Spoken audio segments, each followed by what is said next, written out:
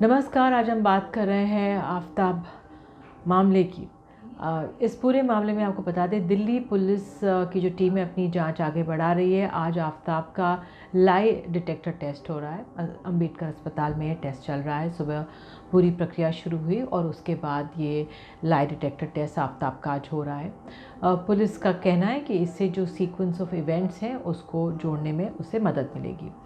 दूसरी तरफ मुंबई से जानकारी आई, हमारे सहयोगी सुनील ने दी है कि 23 नवंबर 2020 को श्रद्धा ने एक पुलिस में शिकायत दी थी, एक चिट्ठी दी थी जिसमें उसने कहा था कि उसकी पिटाई हुई है और आफताब ने उसको मारने की धमकी दी है, गला दबाने की कोशिश की थी, हत्या करने की, और धमकी दी थी कि वो उसको गला काट कर टुकड़े करके फेंक देगा।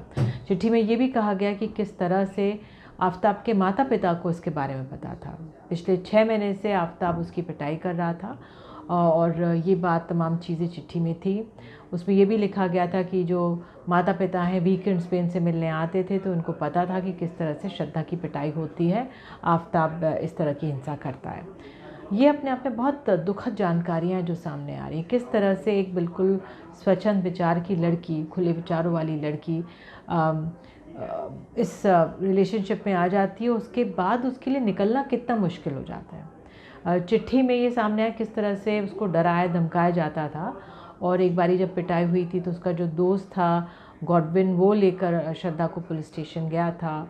और यही उस पर भी यही आशय निकल कर आ रहा है किस तरह से वो निकल नहीं पा रही थी इस रिलेशनशिप में। तो अपने आप में श्रद्धा की जो स्थिति है वो एक तरह से हम सबके सामने उदाहरण रखती है कि अगर कोई लड़की अब्यूज़िव रिलेशनशिप में है, लड़का कोई अब्यूज़िव रिलेशनशिप में, उससे निकलना कितना मुश्किल होता है। क्योंकि एक तरफ आप अपने परिवार से सारे बंधन तोड़कर एक रिलेशनशिप में जाते हैं और दूसरी तरफ यहाँ पर उसके साथ इस तरह का व्यवहार होता है, तो वो अपने आप में कितनी टूट सी गई होगी और कितना उसने अपने आप को समझाया होगा।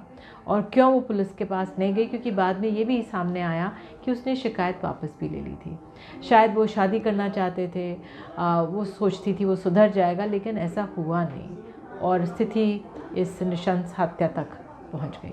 बहरहाल आज इसमें इतना ही। नमस्कार।